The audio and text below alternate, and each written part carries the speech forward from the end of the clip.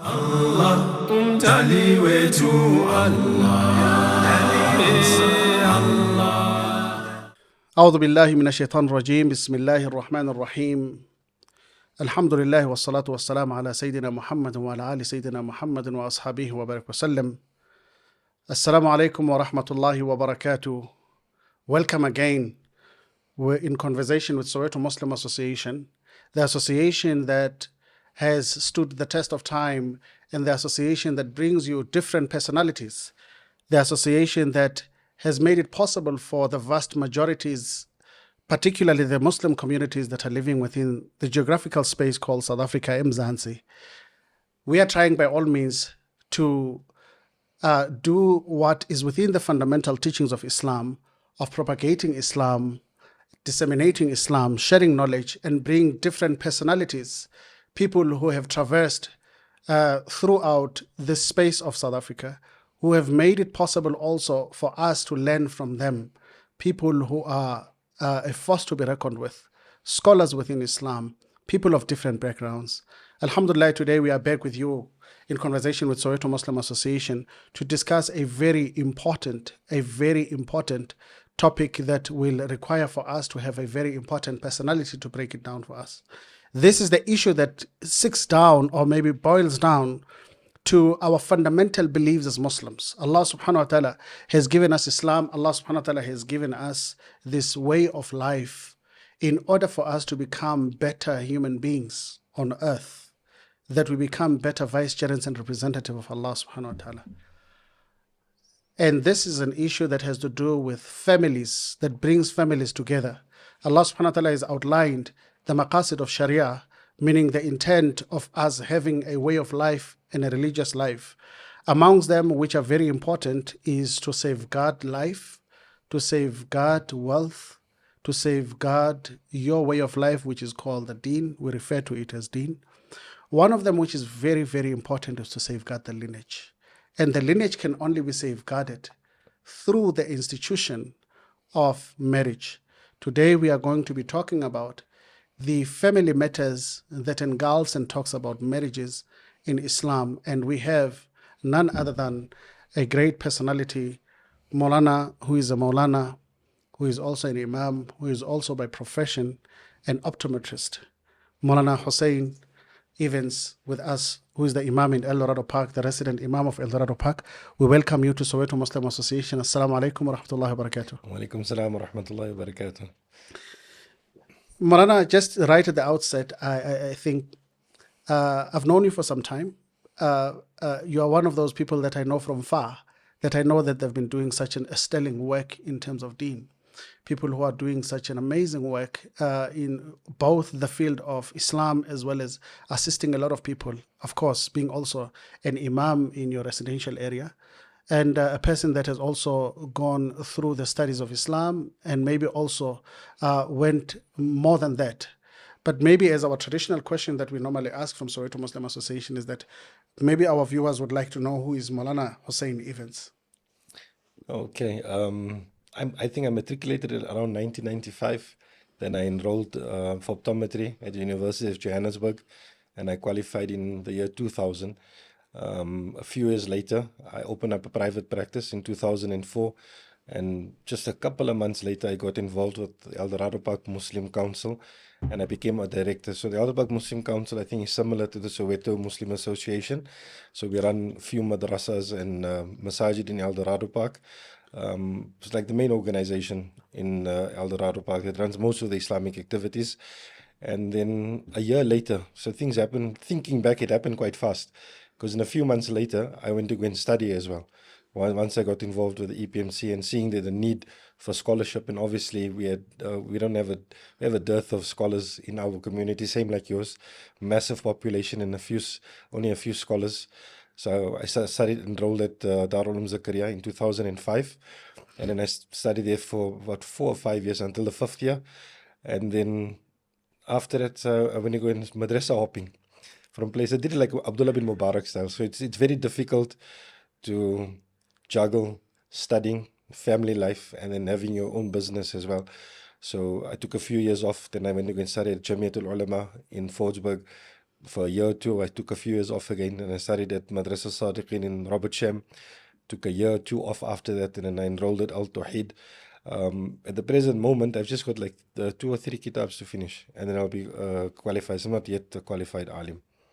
All right. It's not something that is it's not something that is very difficult to do, because in our eyes, I think to go through such a journey of studies, such an amazing journey of actually acquiring this knowledge of Islam, is not everybody that takes it very serious. You took it very serious, given that you are doing a lot of stuff. Also, you're involved in many things, being a family man and all of that.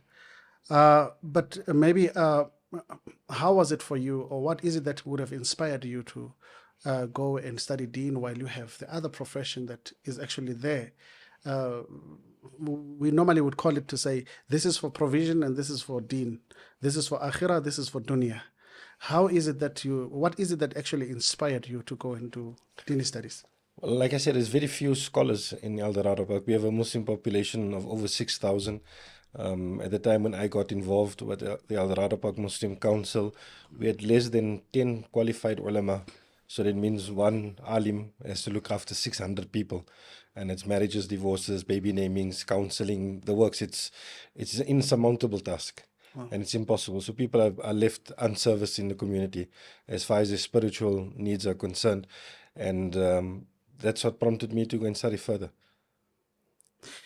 Maulana, you've balanced being an optometrist, studying to become also an alim, a Maulana, and serving as an Imam as well. How have this different roles shaped your identity and the work that you do?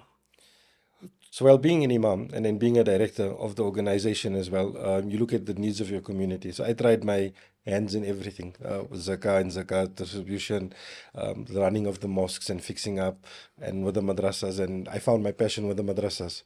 And that's why I settled down for the last few years and actually tried to develop a madrasa syllabus catering for children in a township. Yes. Because many of the other madrasa syllabus are quite good, but this obviously takes... they take it as a given that the children at least know how to read, and then their schoolwork is in order, and they've reached a certain level of education. So we said we're not taking those things for granted. We know what the public education system is like. It's no use going against the grain or trying to swim upriver. This is what we have. Let's tailor make a madrasa syllabus that caters according to the children's capacity. Yeah. And that's what we've done. And alhamdulillah, we've completed a syllabus from class 1 up until class 7 for the primary school students. We even did madrasa for high school students, for adults as well, and it went quite well. And for kids also that are normally not available to go to madrasa during the week because of extramural activities or because of being enrolled in private schools, we even had madrasa for them on weekends and in the holidays. And that went quite well for a few years. And then sometime in 2018, so being as Imam, many people come to us with their social problems and marriage problems, family problems. And we started seeing a trend now where a girl is married to a boy, he's on drugs, can't be seen, he's on the street somewhere, living like a bum. She wants out of the marriage. He's in no condition to issue a talaq. Sometimes we can't even find him. Or the men leave the wife, they go to the shop and they go buy some soap and they're gone, they're missing. Yeah. And you can't get hold of him to issue the talaq. So you have these women who are suspended in a marriage. That's not really a marriage. And because the husband can't issue the talaq now, how do we go about dissolving that marriage? So that's when I started doing inquiries and research, because to find out how a woman can have a marriage terminated without the husband's involvement. And that's when I stumbled across speaking to other ulama about the fisq of a nikah, which is basically an annulment. But secularly, obviously, the ramifications of an annulment are quite different to the Islamic one. It is not the same, although we use the same word. The same way we use the word nikah and marriage, the ramifications secularly, Islamically are not the same. Even the conditions are not the same. The requirements are not the same. And then I realized I can't do this on my own, because we're going to need a Muslim judge, which we will never have in South Africa. It's a non-Muslim country. Or we'll have to go for second best, which is getting a panel of 3 scholars together and then getting them together so that we can annul marriages. Like I said, we had very few scholars in the beginning, so getting 3 alone together was difficult. But by 2018, alhamdulillah, quite a few more scholars had started qualifying. Others had moved back into the area. So I had a meeting with Maulana Ashraf Abrams and Abdullah Abrams, Maulana Ismail Saban, Maulana Jamil Dickinson, Maulana Zubair Mlochwa, who was from Zimbabwe. He was the Imam of the Jummah Masjid. And Sheikh Abu Bakr Maru, who was from Kenya, and he's Imam of the Green Mosque. So the 7 of us got together, and I said, we need to have an organization set up or some panel set up that we can assist women who are in distress in their marriage and need to get out and need to resolve these marriages. And they all agreed. And I said, this is something, a good initiative. And then we started speaking to our colleagues and our friends across the N1, so in Bosman, Marisburg. So basically all the colored Malay areas, if you want to call it like that. So we started speaking to them. They also bought into the idea. They also thought it was fantastic because like Soweto, you'll have one Imam servicing one part of Soweto. So Soweto, it's a township made up of many small areas. So similar El Dorado Park, we made up of extensions.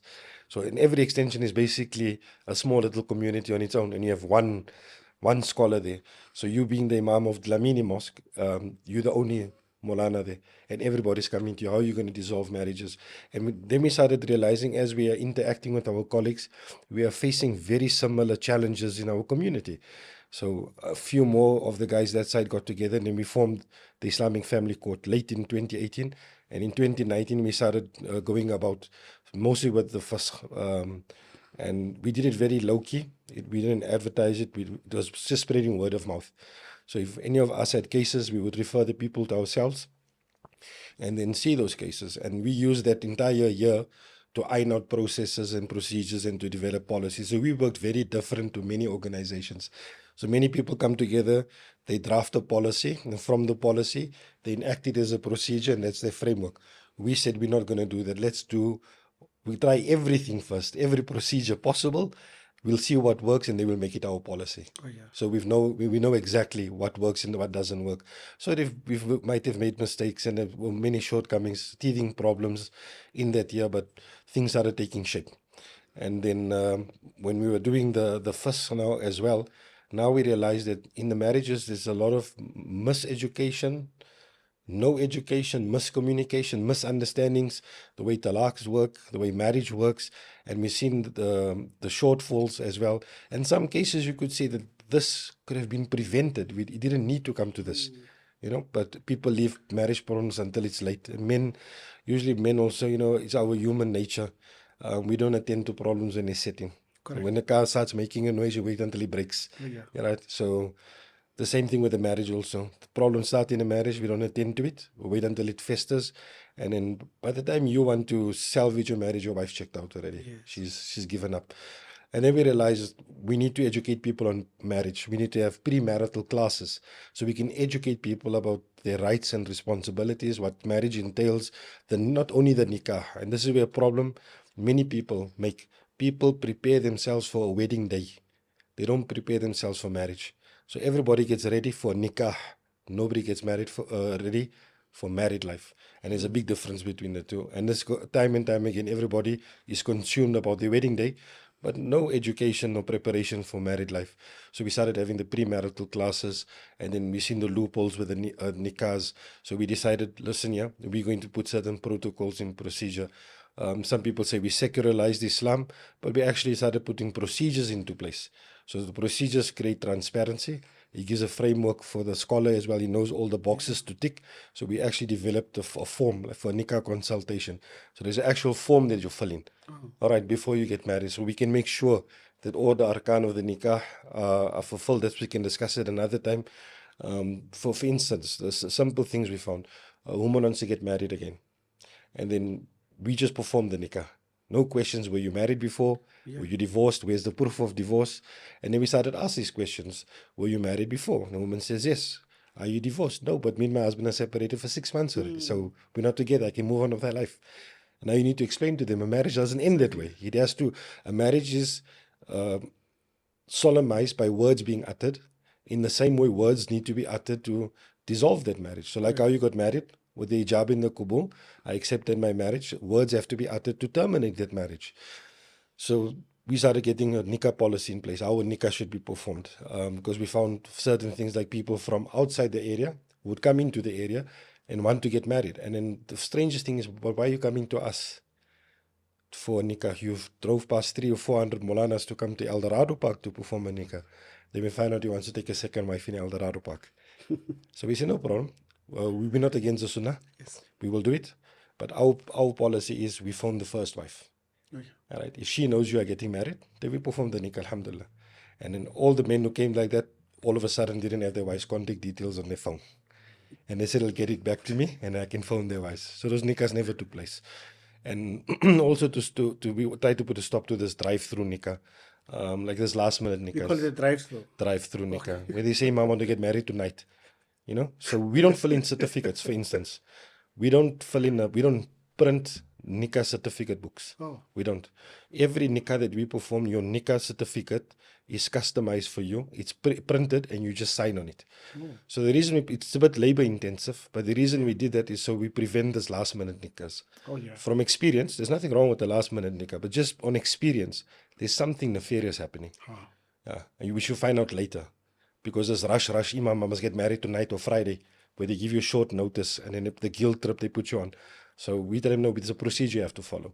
So we develop things like that with the talaqs also, you know, some of the talaqs, how it's done, how it's issued even by scholars as well. It'll make your hair stand on end, you know, where people are, the husband is given a talaq letter to sign and give to his wife. You didn't do that when they got married. You know, when you got married, you saw the husband, you saw the wife, things were done nicely. And Allah tells us in the Quran, فَأَمْسِكُونَ بِمَعْرُوفٍ وَفَارِكُونَ بِمَعْرُوفٍ, that you treat her well, if you keep her, and if you let her go, you treat her well. And this part of treating her well. Have the conversation, sit down, fill in the paperwork, understand what the divorces entails. So we set procedures in place for that as well. And we set procedures in place for the first. So we try to cover everything. And then we also started picking up certain trends with the marriages and the challenges in marriages, which we can discuss on another podcast as well. So there, when you're looking at and we asked people, like Mulana and Dawood, your marriage end, what do you think was the reasons your marriage? And then you tick, we give you a few answers and few empty blocks, and you will mention the reasons you thought your marriage came to an end. Then we ask your wife also, all right, Fatima, why did your marriage end? And then she will fill it in. So we collected that information for a few years. And the startling thing we found is it's exactly the same reasons that other marriages end. Oh, yeah. So the reasons transcend culture, it transcends traditions, the race, it even transcends socioeconomic conditions as well. So we started tackling that as well. So we're going to have classes also for married people, especially for those with a 7-year itch. Yeah. And that we found the 7-year itch is a reality. Because on average, the marriages we've terminated or facilitated the termination of around 500 marriages. And the average length of those marriages is around 8 years. Sure. So that 7-year itch is a real thing. Yeah. And the 7-year itch comes about because there are issues that creep up in a marriage. They are not spoken about, they're not discussed, they're not addressed. And eventually it festers, and then around that time, that's when people decide to leave. Maha, there's a lot to discuss, especially around this issue. I see the passion that you have, especially with regards to this particular subject on nikah and all of that. There is a lot of things that actually has been happening in South Africa for the longest of time in this regard, especially on issues of nikah as well as talaq and how nikahs are actually conducted. I've got so many friends that will always go around looking for the second wife, meaning that to marry the second wife, and they will always say, the right place is El Dorado Park, man. Go to El Dorado Park, they will get you, they'll make it very easy for you. And unfortunately, I know someone who got married in El Dorado Park. I'm not saying that El Dorado Park allowed him to do such, but later on I found out that he even got married to 6 wives. He had 6 wives, Right. You've got people that actually does all of this kind of things. But this institution is so important. That is why we need you for so many. We need to do a segment with yourself so that our people are educated in some of the issues that you actually mentioned, where you find a woman has not terminated her nikah, but she's getting into another nikah. And sometimes you find is that it becomes the 3rd nikah, it becomes the 4th nikah and all of that. And you've got fly-by-night nikahs that are taking place nowadays. You say it's a drive-in nikah. Some of them we call drive-through nikah. Yeah. Some of them we call them fly-by-night nikahs. Some of them we call them nikahs after Isha. Where the families are not involved and all of that. And maybe also what is coming is something that also disturbs. I don't know if the court deals with these issues. You have a lot of foreign nationals that are coming and making nikahs in South Africa. And all of these nikahs, most of them are highly negative. And most of these men that comes to South Africa, you find they also have wives at home. They have 1, 2 wives. And they come to South Africa they marry other two wives. They're the ones that are actually responsible for, in most of the cases, they're the ones that will leave the wife who is not divorced and go for another one and go for another one and go for another one. Are you experiencing those things? We have dealt with cases like that, but not many. We have probably a dozen or so. Oh, yeah. Yeah.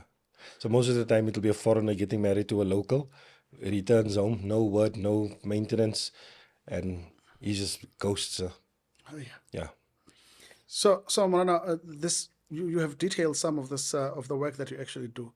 For those who may not be familiar, maybe can you maybe explain more on the Islamic Family Court, what it does and what it plays, what important role it plays, especially in the communities, like in the townships. And please, when I say township, Marana, you must know that El Dorado Park is part of Soweto. It's I not know, separate yes. from. No, it is part of Soweto. All right, so I'll just enumerate them again. So we do premarital Correct. classes. So these are for people who are intending to get married, and sometimes people who are just newly married to familiarize themselves. Basically, this is the Shari'i aspects. So that covers a lot. There's a lot of material that we cover there. I used to do it in the beginning on 3 Saturday nights, and it would be 3 hours each. So 9 hours of lectures. And then it became taxing for myself. And then when we actually went to 4 Fridays, 4 Saturdays for 2 hours each, and then eventually went to 5 Sundays. So I took a back seat on that. Maulana Munib Martin is basically doing our marriage counseling. So he's found a slot that works for him. He does it on a Monday night, and he probably does over 16 weeks, but like night only an hour session. All right. And what we found is that from the stats that we collated, like I said, we're collating stats. 90% of the people's marriages who were terminated did not attend any marriage classes. Only 10% attended. And the people who attend the marriage classes, 10% of their marriages end. 90% of them don't end. So we found there's one big gap is misunderstanding what my role is as a husband and a wife, because for some inexplicable reason, our parents don't teach us about marriage. They don't sit you down and say, Molana, you're getting married tonight. Your father sits with you, or your mother even sits with you and says, this is your first night with your wife. This is what you need to expect. This is how you must behave on this night. This is how considerate you must be. This is the things you can expect to happen, and tell you what to do, and tell you how to treat a woman and how a woman wants to be treated, and tell you how to work out your finances in your marriage, and how not to be harmful to your wife emotionally, physically as well. We're not taught these things. Everybody believes if two people love each other, they're going to treat each other well. So that's done. Love is enough. Love is not enough. Like I said, over the 500 marriages that we dissolved, I can't recall a single individual say that I don't love this person anymore. Almost under the most overriding sentiment expressed when the marriage is terminates is, I love you, but I can't do this anymore. Oh. So love is not enough. So we're not taught these things. So this is the nobody teaches, like I said, our parents didn't teach us the birds and the bees, and they don't teach us about married life. So those classes are indispensable. Then we do the nikah consultations as well, where we help people. So some people will choose us to perform the nikah, or they get another scholar. They want to perform the nikah. But we still encourage them, come do your nikah consultation with us. So we can dot all the I's, cross all the T's, that you know your nikah is valid when you perform the nikahs. Because when we get to the intricacies of an invalid nikah, then you'll understand why. But we found about 20% of the married people who come to us with marriage problems, 20% of them, the marriage was invalid from inception. It's almost as if they weren't married. But obviously there's certain Islamic laws that apply to it. So it's a big problem. 20% is a large amount. Percentage-wise might be small, but in numbers it's large. So we do the nikah. So we've done the nikah consultations for people who did not choose us to perform the nikah. Then we got the nikah certificate ready. We made sure everything is in order. And then we print it for them, and then they get married by somebody else. So one of the reasons we do print our own nikah certificates is we keep a hard copy on hand, and we do a digital copy as well. Because what you've seen over the years as well, you might not have been the first Imam in Lamini. So the Imam who was there before, he performed nikahs, people come to you, they say, I want my nikah certificate. You say, sorry, the sheikh is gone. Yes. No books allowed. Correct. There's no continuity. Or you perform nikahs while you're there, and then you relocate, and people come, where's the nikah? Correct. Malana Dawood is gone. So by keeping it by digital copies, whatever happens to us as individuals, the information is still there. So 20 years, 30 years, 40 years down the line, you can still access it. Because it's a very important document, Islamically speaking, and even secularly speaking. Some people don't understand how important it is, because we've seen instances where people rip up their nikah certificates or it gets lost, but not the marriage license. Yeah. The marriage license from Department of Home Affairs doesn't get lost or get torn up. Yeah. Yeah. So, but it's a very important document. Correct. Then we're going to be starting with marriage classes for people who are married already, like I said, especially those who've been married for a few years and now have got more or less a feel of what married life is all about. We're going to assist them.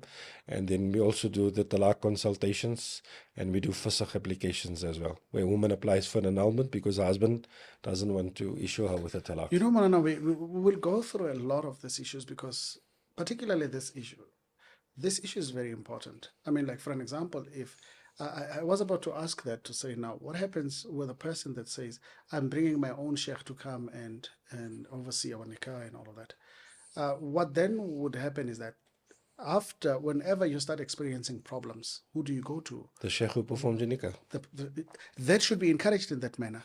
But because now what happens is that the sheikh is no longer there. He's your sheikh. Maybe he comes from somewhere in Arab Peninsula. He comes from elsewhere. Who are you leaving the problem with? I think then the court becomes very important, or your team becomes important to say, please, can we administer your whole nikah so that you know exactly where to come to?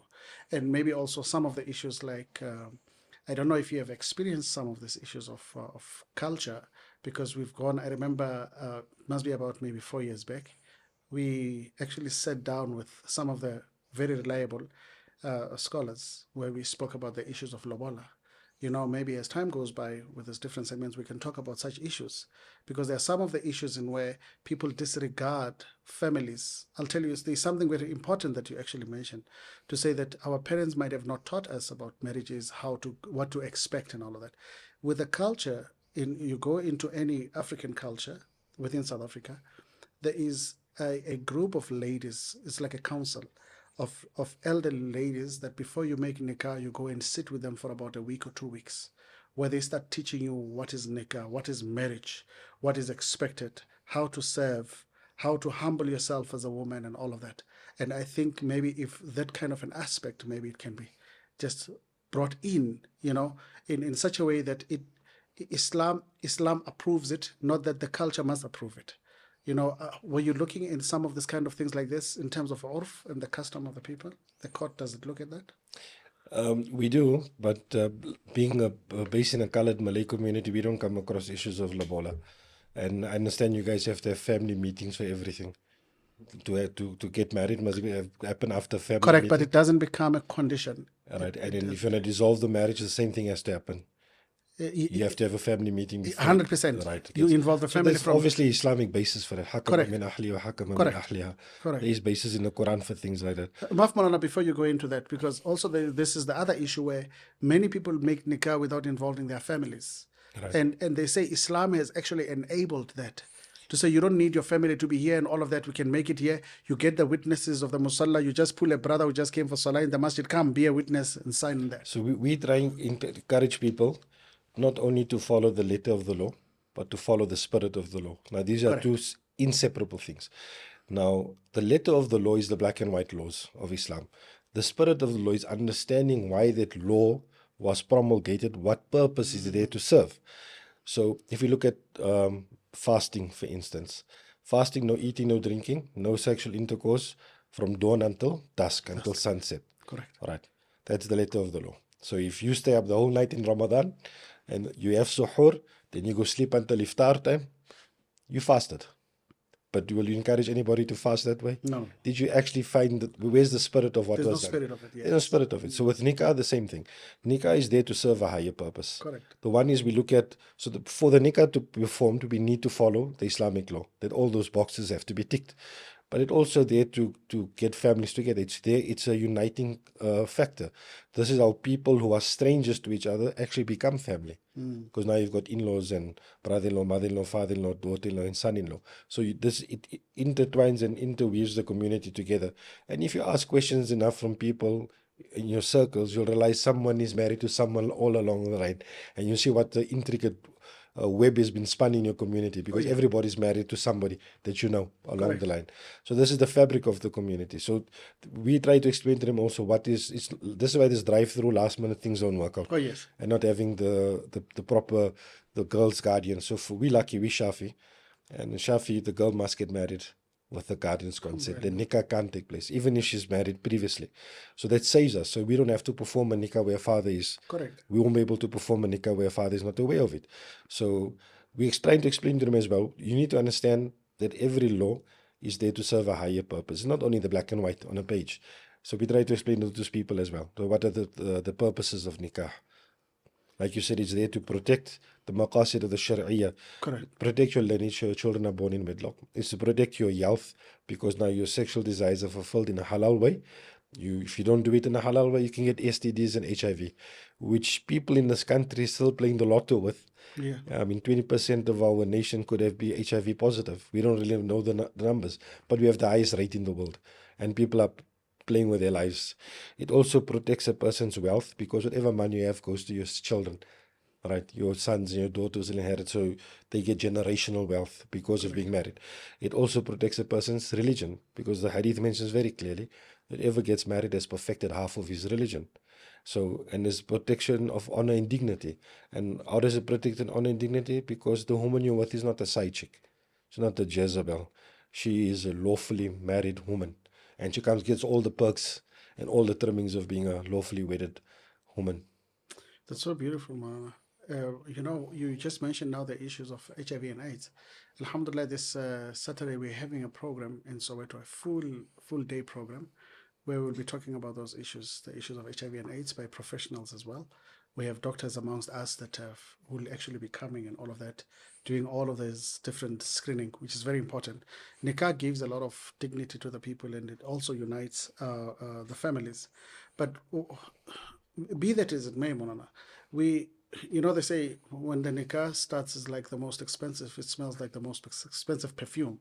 As time goes by, you're talking about that 7 years period, it starts to smell like a zambak. You know, so we have all of those kind of challenges that actually comes with the nikah. But it is an institution that actually needs to be highly respected.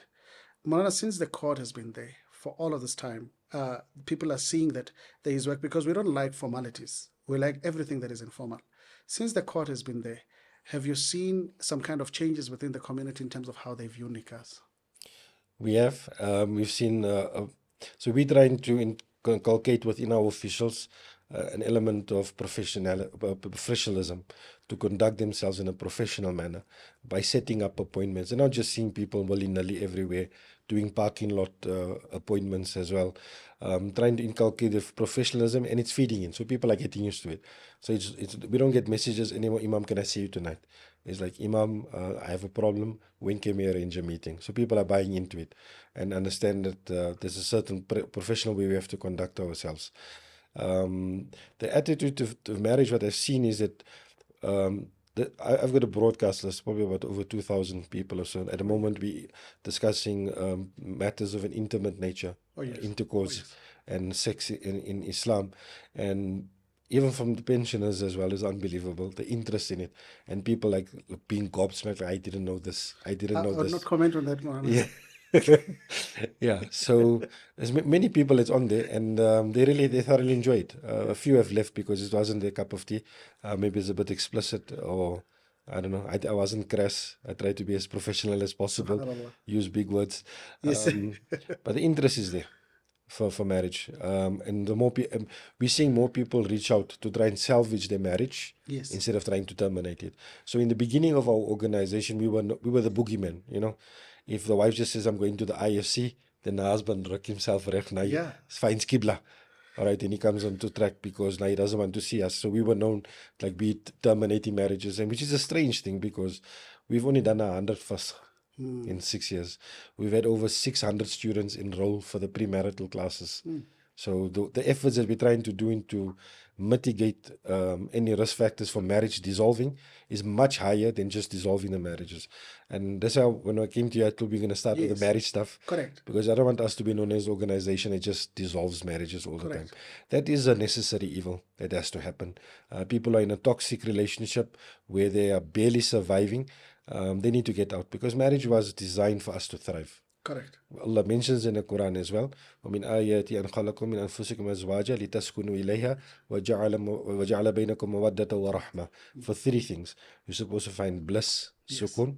You're supposed to find mutual love. Mawadda is mutual love from both sides. And mercy, rahmah, to have grace for each other. That's what, it's not there. Allah did not design marriage to be a test. Correct. Yeah. That people have to make sabr through for months and years on end. It wasn't designed for that way. This was supposed to be the pinnacle of human existence, the pinnacle of happiness as well. Because the Prophet says, "Adunya mata'un wa khairu mata'a al-mar'atu salihah." The best enjoyment that a man can get from this world is a pious woman. So a woman is married to, a pious woman. The best of this world has to offer. So marriage was supposed to be the epitome of enjoyment for us as human beings, and all the perks that we get from marriage. That's how it was designed by Allah subhanahu wa ta'ala. Alhamdulillah. Marana, what do we say to some of the people that would call an imam, or they would just come? This is some of the things that we experience. It may not be an imam, maybe a brother that just comes from the masjid to say, brother, can you read the nikah book? Yeah, I can read. Can you read Arabic? Yeah. Please come and make nikah. I've got a woman there in the car that will just make nikah for us. There is a very, this is very important and maybe very dangerous also within our society, while we are trying to build such a beautiful society, that maybe with that, Manana, are our nikahs, Islamic nikahs, are they recognized by the government? Because you've got also people that plays with that. There's a political party that plays with that a lot, to say, now we have spoken to the government, they recognize our nikahs and all of those things just for political experience. Maybe that one. What do we say with those people that just comes a fly by night? They just come in and say, can you read? Then they read. You'll actually be shocked, Maulana. You would know, maybe with experience, there's some Maulanas, very serious people, that have called their friends to come and perform their nikahs in their dining room, or maybe somewhere in the corridors. It may be the first wife or maybe the second wife, but mostly it's done with the second wife, as well as is our nikahs registered with the government of South Africa. All right, so there's two different questions you're asking me. Firstly, as far as the respect shown to marriage, there is scant regarding certain instances, usually not, because we try and encourage everybody, get married at the masjid.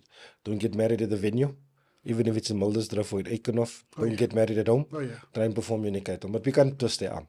But we encourage them. And our stats show that majority of the nikahs are taking place in the masjid. So it feels holy. You understand? Because in the house of Allah, people were there in the masjid. It just gives it that Islamic feel to the marriage. Our hijab in Kubu is done in Arabic also. So we try and get away with this I do. Do you accept in your nikah? I do. It sounds very much like a Hollywood film. I do. So we try and stay away from that as well.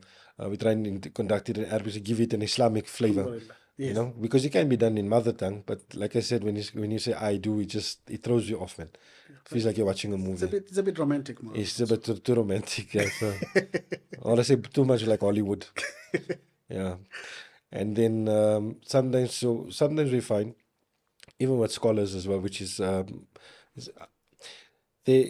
people sometimes pull on the heartstrings of scholars. Come with a sad story. Imam, I'm with this woman for so many years. We have so many kids. We need to perform a nikah. I'm going to live in a life of zina. Now you as Imam, your altruistic natures, I should help these people not live your life of zina. Let's perform the nikah. And when you do this last minute nikahs without doing your checks and balances.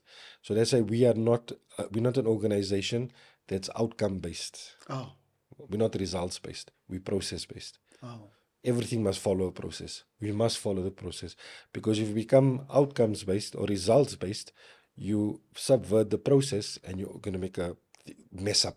Yes. I'll have a mess up. So like the couple comes, you perform the nikah. You don't have to commit a zina. Then you find out a few months later the woman was married, or the man, this is his second wife. And now the fallout comes. But you weren't process based because you wanted outcomes. Yes. And the results was they must get married. So with nikah, we always want outcome based, man. Most of the nikahs. So we've seen, I'll tell you, how it works, right? Quite amazing. The forms that we've worked out, we've seen it people when they do not want to subscribe to using those forms and they'll say, no, I'd rather go somewhere else. We will see them a few months later. because something went wrong, because something is not right. If they don't want to subscribe to the procedure, then like I said, there might be a nefarious motive behind it, or maybe not. So we collect stats all the time, because I'll show you in January, inshallah, how comprehensive the stats will be. So for instance, we wanted to find out how many people perform their nikahs at masjid, or home, or venue. So there's one lady I contacted. She came to us for an annulment. Found out that she was divorced twice before. Both nikahs were performed by Imam. So I asked her which masjid was, and she became Muslim. Which masjid was your nikah performed at?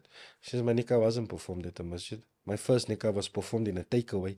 The second one was performed at a BP garage. I said, how does it happen? No, the Molana told me was the boy and said, this is unacceptable. Perform the nikah now. Where's the nikah certificate? There's no nikah certificate, because it was done on the spot. Another lady, when you asked her who your guardian was, it was the gardener. Wow. Because he performed the nikah at home, didn't have anybody call the gardener come and sign also. All right. Like you said, So, Moana, and then it's- people do the same with the divorces, unfortunately. Some of them have scant regard for the divorces. Divorcing a woman on WhatsApp, on Facebook, on email, or through text, it's very discourteous.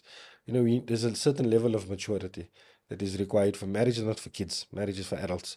So when you're going to divorce, even regardless of what happened and transpired in a marriage, and even if the wife was unfaithful, the husband, you need to be mature enough to sit in a room and dissolve it amicably and part ways and go on with your life. Because this, all these nikah talaqs are valid, but I mean, it's not nice to end the talaq on SMS, or the wife sees it on the husband's status that the marriage is over. Yeah. But Moana, you'll get people that will tell you that, why are you making it so difficult? I mean, if nikah is for adults, what about a young man and a young girl that, there's something that they call in Arabic, akhaf al-dararain, lesser of the two evil that are there. If my son comes and say, Daddy, can I talk with you? I have some problems. So what is the problem, son? He says, Fatima is pregnant from me. That is wrong. It's without nikah and all of that. But then if he comes to me and he would say, Daddy, I have a problem, I say, what's wrong? He says, I love Yusuf. So you have to choose between the two. Unfortunately, we live in the world where it becomes difficult to choose from good and evil. You rather choose from the two evil. There is a lesser evil that is there. Do you encourage, as a court, young people that will actually come with parents from good families that would say, we want to make nikah, we want our children to make nikah, although they've just finished their matric?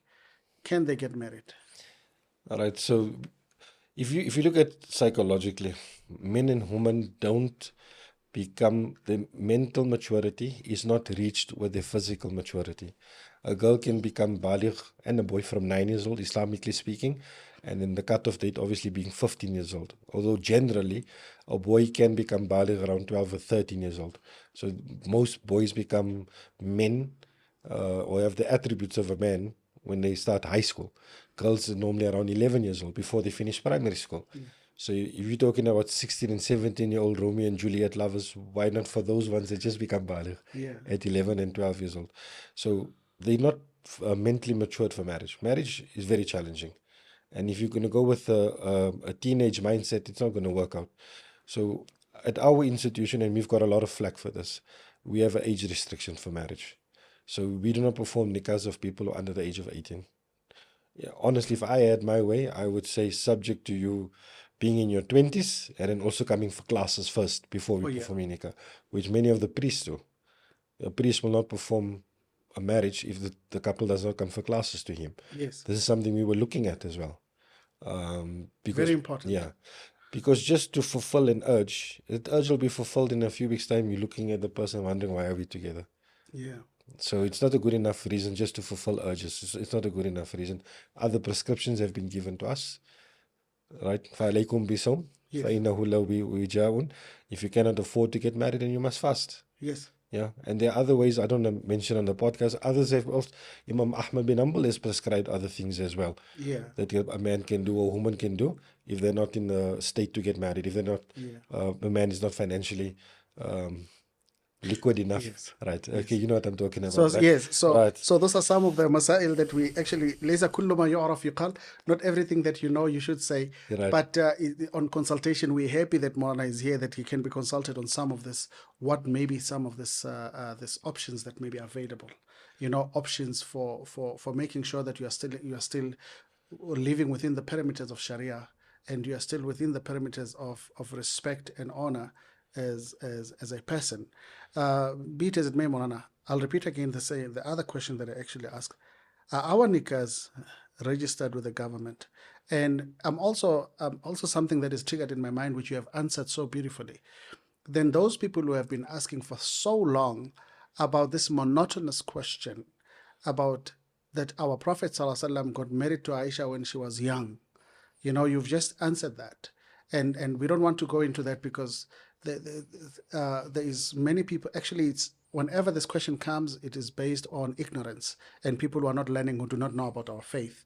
So I'm happy that this institution which you are leading is an institution that actually teaches people to say there's a certain age that needs to be, to be looked at in order for people to engage in such adult activities that do take place. Are our nikas registered with the government, Maulana? All right, so you're piling on more two questions. No, leave those ones, We just didn't this answer one, the inshallah. first one though. So the first one was the age. Okay, so that's our policy. We're not saying it is un-Islamic. We're not changing the law of Allah because we can't. Correct. All right. So by law, Islamic law, the father is supposed to marry his daughter off, not the Imam. Because I don't know if you've read any text where it says the Imam's duty to perform No, the no. nikah. It's the father's duty. Yes. So if you and the girl, your son is going to get married, those parents agree. So you as the father, you perform the nikah then. Correct. If it's 16 and 17 years old. We want to make sure they're mature enough. And we're talking not from black and white in a book, from statistics that we've compiled. The teenage marriages don't last. It is very high attrition rate. Very, very high. They don't last at all. So if the khafud or rain, fine, then you do it on your own. You want what's best for your son and your daughter. They're underage. But many moms will perform that nikah. Now, this is the honest thing, Maulana Dawood. When it comes to the age, the matter of the age of the people when they get married, Correct. everybody's just concerned about getting married to a 15-year-old or 16-year-old girl. Nobody makes a case for the 15 and 16-year-old boy. Subhanallah. Have you ever heard anyone say, No. I want to get married to that young man that's 15 or 16? No. It only comes to the girl. So we need to scrutinize our priorities. Why are we so concerned about the under 18 and getting nikahs of people under 18? As far as Aisha radiallahu anha's marriage is concerned to the Prophet of Allah, she was 6 years old when her marriage was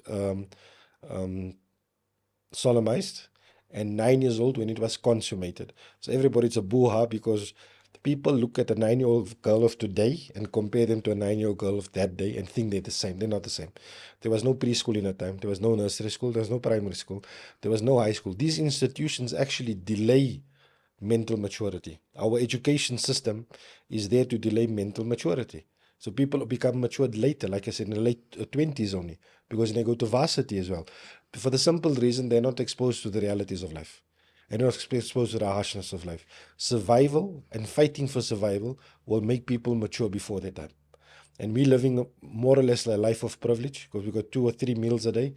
We get to go to high school until 17, 18. And if we're fortunate, we can study further. That delays our mental maturity. I said, Aisha is not alone. That's why it's not mentioned in the hadith as something startling, like out of this world, something out of the ordinary.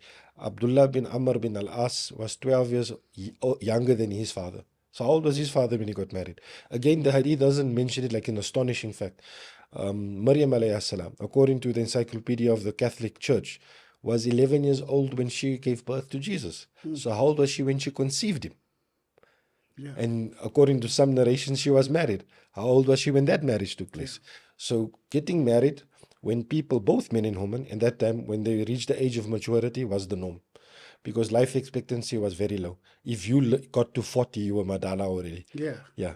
It is very rare people lived over their mid-30s because of famine and war and all of those things. So naturally people, and this is just normal economics right around the world. You have to start procreating at an early age to make more babies in order to sustain your population. And this is what happened in those times. So the simplest answer is that it's not the same time. What happened that transpired in that time and our time is two completely different eras. Correct. And Islamic law, you'll know, right around the world doesn't allow men to get married to 6-year-old and 9-year-old girls. Yeah. Yeah, no country will perform that nikah. They still have limitations in place as well, because you have to take in consideration physical maturity and mental maturity. Oh, yeah. Yeah. So I've And got then the second question, the Yes. recognition of the Yes. marriages.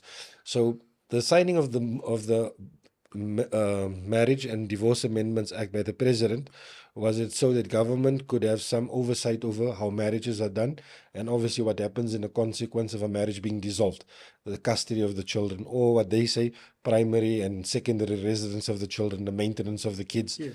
and then division of estate, and sometimes compensation for the wife in those aspects, in those cases where the husband is the sole owner of all the assets in the marriage. So they do a redistribution of the assets, so she also gets something out of the marriage. So that's the reason why it was done. And our marriage certificates, where we were told that it's recognized, there was also one of the ministers who personally, I think he went to go and register 30 some odd nikahs in Cape Town. And then everybody got excited we can get our nikahs registered at Home Affairs. Now, we need to be careful about this here. Number one, as it stands, there is no legislation in place for us to be able to register our nikah certificate Home Affairs. And unless Parliament legislates that law, we are going to wait until the politicians decide what process has to be put into place. So we can't register our nikahs at Home Affairs. You're still going to have to perform a court marriage if you want to get a civil marriage. As far as the nikah certificate itself, that's why I say it's an important piece of a document. The government and the courts still recognize it for purposes of inheritance, for maintenance, and for the pension fund as well. So there's some recognition of a nikah certificate as being a valid document. And there are going to be other outfalls from getting our marriages, which is going to be legislated on by government. All right, it's the things that are going to impact us as Muslims. Now, many people look at maybe the instance like where the man is the sole provider of the home. So he's got all the assets, he had the good job, the wife was a stay-at-home mom. And then when they get divorced, he must redistribute his assets so she can get the equal share after the marriage is dissolved, which we know is un-Islamic, because what's mine is yours, what's mine is mine, and what's yours is yours. But in our communities, and I don't know if I speak for Soweto as well, the women are the breadwinners. And most of the time, the women are the ones that earn more than the men. It's just how the spread is. Because in elders, I know most of the men take a walk with their wives to the taxi and kiss her goodbye for the day. I thought it was only in Annandale. So we have that situation in elders. Now, the law doesn't take gender into consideration. So if that woman, who is the sole breadwinner of the home, and her husband's at home the whole day, if her marriage is dissolved, she's going to share assets with him. Because it works both ways. People are only seeing it from one point of view, but it applies both ways. Because we're living in a constitutional democracy. What applies for the one applies for the other. So imagine a woman who in Islam has no dependence. She doesn't have to spend money on anybody. She doesn't even have to spend money on herself if she's by the means, has to now share her wealth with this man. That's not fair. That's un-Islamic. And then it's going to have problems with the talaqs also. Correct. Where a man's going to issue his wife a talaq and the court's going to say, no, your marriage was registered with the government and court. You have to come for a procedure to have this marriage dissolved, for instance. So then that talaqs are not going to count. And you might have the instance where the judge decides the marriage is terminated. Correct. But for a reason not sanctioned by the Sharia, then he declares the couple divorced, but Islamically they're still married. It's going to be many complications. I think, Morana, we need to discuss this more so that it gets to the lawmakers as well as the people that are involved in the parliament, or maybe ministers and all of that. So it becomes much easier, because there's a scare right now that is happening in South Africa to say it looks as if Muslims wants to take over the government in whatever way that may be there. So if we're saying that we want to, if the government says we have 85% of our laws, whether it be ANC contract that is there, anti-nuptial contract, whether it be customary law, if we want to interfere with that and say, but it does not meet us, then we would be taken to be saying we want the Sharia law. Right. There's a very serious scare right now in South Africa with all of these people coming from Palestine, 160 people coming in. They're thinking that these Muslims wants to take over this country, while they do not understand exactly that the system of Islam is there to somehow bring about laws that coincide very well with humanity. You know, maybe it might be born from ignorance and other things. But maybe what is your long-term version of the Islamic Family Court, and then how would you like to see it develop All right, so in the Islamic coming Family years? Court, when we started, we said we are going to cater for our people. And the reason for that is we understand them, we grow up with them, we have similar backgrounds, we know the challenges that they are facing. Because if they go to other organizations, they might not be familiar with their background or how things are done by us. Slight variances, like I said, from just across the road. I mean, if you cross the Union Road, you're into Pumville in Soweto already, and how things are done on either side of that road is completely different. Like, we don't have this institution of having family meetings to get people to get together to discuss lobola, and then if a marriage needs to be resolved, the family steps in, or there's a group of elder ladies who is going to teach the woman how to be a good wife for her husband. I don't know if they do it for the men though. Yeah. They do it for the men as well. All right, so they do it for the men as well. So the way you guys have been set up culturally or traditionally is different to ours. So we found that when we took a few cases that came from Soweto, that the woman apply for first, and it will come to a certain point before the marriage is annulled. Then the husband will bring up as a delay tactic most of the time. But we didn't discuss this with the elders. And then the woman stops now because she feels pressured it has to be done that way. Then she requests for everything to be placed on hold until this meeting takes place. And then because it was a delay tactic, that meeting never takes place. Yeah. Then 6 months go by and nothing happens. So maybe if we would, like, if an organization like ours Yes. was to operate in Soweto, maybe it'll put this as part of the process. That we want a written letter from the elders that they met and this has happened, or that you've contacted them to see if this guy's delaying the process. So you might have to tweak it. So because of things like this, we have no aspirations whatsoever of going nationally, of going provincially, or even internationally. But what we have done for many other people that we've interacted over the years, organizations, even scholars in their personal regard, is whatever we have, we'll share. We're not going to trademark it. South Africa is not a place to make money out of Islamic literature and things. There's no market for it. Oh, yeah. All right. We can even provide training as well to go through all of these things. And we've done it as well with other organizations. But I think when they realized the scale of the work required, I think that's where they became a bit tentative, because it's on the outside looking in looks like a good initiative. But when you get your hands into it and you get your hands dirty and realize how much work is required, and some people realize this is not for me. In Arabic they say likulli fannin rijal. Correct. Walikulli rijalin fannun. Yes. So every person has a speciality, 100%. a certain thing that he likes. So this is not everybody's cup of tea. Because we had about maybe 60 people that have come and gone through the ISC. And we finally settled on 15 people who are dedicated to this. So some have tried it, they sit in the hearings and say, this is not what I thought it was going to crack out to be. Or they don't like the marriage counseling or the talaq, and they realize certain things are not for them. So amongst our scholars, the officials, not all of us do everything. There's a few of them that are all-rounders that does everything, and then the others that ask specifically only to be part of one thing. Like Sheikh Abu Bakr, for instance, in El Dorado Park says, just give me the nikas. I'll perform all the nikas for everybody. So everybody sends then our nikas to him. And then other jurists other officials decided what they would like to do. And because they decide what to do, they have a passion for it, they do it, alhamdulillah, do it well. So that's where we are at. We will assist anybody. So if somebody wants to get it, like, we will share our information with you. We will provide the training as well. And what we have is what every community needs to have. And if the community does not have, you need about 7 ulama to start this thing. If you don't have it, then try and get neighboring communities together. Like maybe if you go into the countryside, it might not be possible in one community to have 7 ulama. But if a few of the smaller suburbs get together, then they can start it together and they can work. And we're not even working full time. We work on Sunday mornings only, and basically from 10 to 12. And everybody volunteers their time, their free time on a Sunday morning to assist people.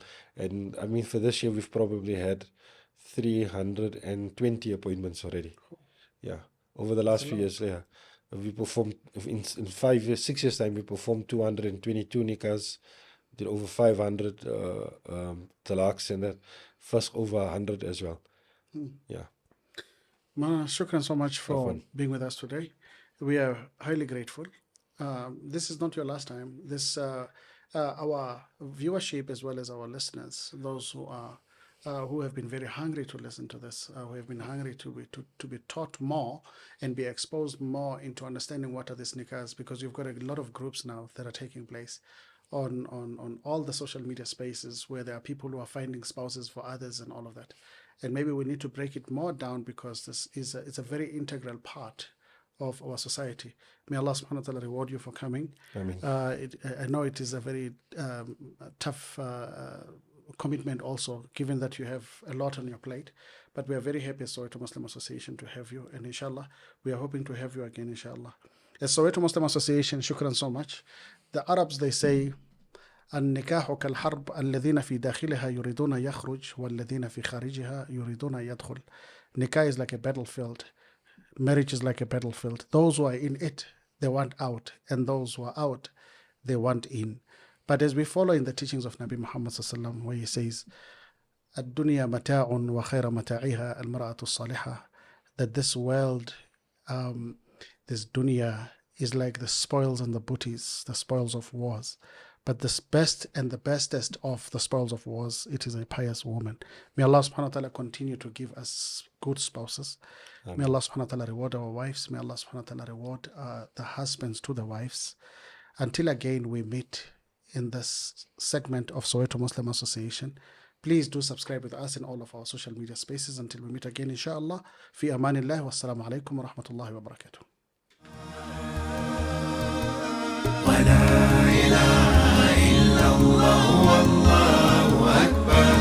سبحان الله والحمد لله